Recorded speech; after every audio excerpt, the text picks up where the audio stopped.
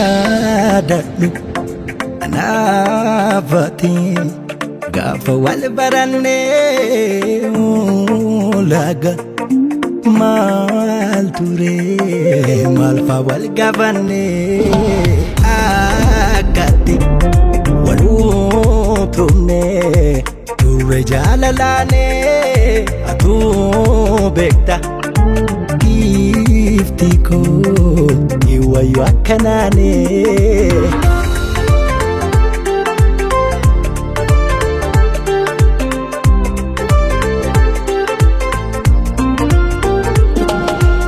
waa'ee jireenya koo ibsuudhaan dabarsee eegare bareeda si wajjin karoorsee abjuu qabnaa borii karaa fagoo deemna nallaaffisi laafte qofaa konaaf gama utuun jeetu naafi akkunu akkas taane carraatiin miidhagni hireen adda baane manniitti kolfiine warre jaalalaane nuuf raagaa giftii koo maal goota makaa waa'inni jechoo dubbiin arrabaa sirra naan chaadhoo inni ni darba wanta keessa kee dhugaa kee beekaa karaa deemsa kee nu fageega waa'inni jechoo dubbiin arrabaa sirra naan chaadhoo inni ni darba wanta keessa kee dhugaa kee beekaa karaa deemsa kee nu fageega hirina koo keessa ati anaaf dhugaat mana jiree keessaayi hiruu dabar anduwaat hirina koo keessa ati anaaf dhugaat mana jiree keessaayi hiruu dabar anduwaat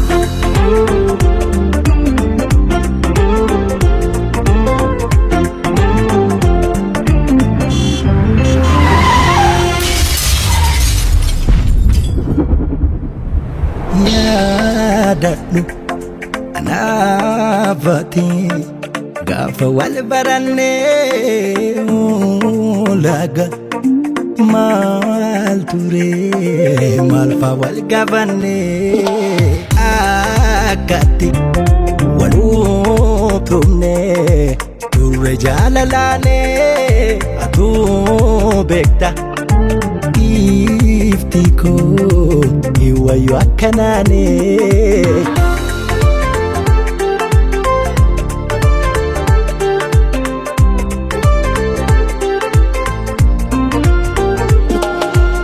waa'ee jireenya koo ibsuudhaan dabarsee eegare bareeda si wajjin karoorsee abjuu qabnaa borii karaa fagoo deemna nallaaffisi laafte qofaa konaaf gama utuun jeetu naafi akkunu akkas taane carraatiin miidhagni hireen adda baane toleena jettaare waan sirra barbaade al tokko deebi'i waan ija keenya yaade daawwitii mana ifa jiru koo ati deemnaani mul'ateeru koo karaan fakkaatus dhufuun koonolu kabasiini maa waan ormi jedhu daawwitii mana ifa jiru koo ati deemnaani mul'ateeru koo karaan fakkaatus dhufuun koonolu kabasiini maa waan ormi jedhu hirina koo keessa ati anaaf dhugaat mana jiree keessaayi hiruu dabar anduwaat hirina koo keessa ati anaaf dhugaat mana jiree keessaayi hiruu dabar anduwaat